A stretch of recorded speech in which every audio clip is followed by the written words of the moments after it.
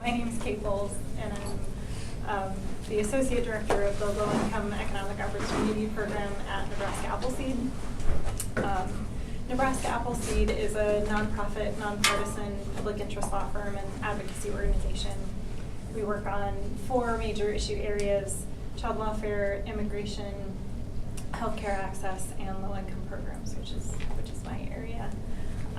We have a variety of folks on staff, and we tackle a variety of things. So we have some attorneys who occasionally bring lawsuits. We've got social workers like me. We have community organizers, and then we have IT folks and our executive director and all of that. Our 4 issue areas, I'll just tell you a little bit about each of them. Our child welfare program is really looking at the child welfare system. So how are we providing services to kids in foster care? How are we making sure that we're providing culturally appropriate services to kids in the child welfare system? How are we protecting kids' health and safety? And some of that is administrative rules and regs, and some of that is legislative policy.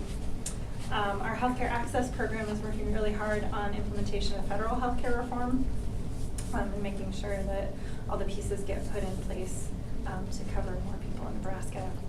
Our immigration program is really busy these days, trying to protect immigrants and have a humane, rational federal healthcare or federal immigration reform law, but also dealing with some of the tension that can be caused by changing demographics in Nebraska.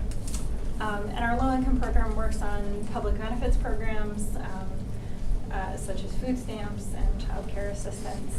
And we're always working to increase opportunity for low-income families. So recently we've been working a lot on access to educational opportunities, expanding adult education programs, and access to post-secondary education as well. So that's the quick lowdown on our program areas. My specific role is a little bit of policy work, a little bit of research work, a little bit of interpersonal work, and a little bit of coalition building. So public policy, sometimes I'm meeting with elected officials trying to get them to pass a bill. Occasionally I'm meeting with elected officials trying to get them to not pass the bill.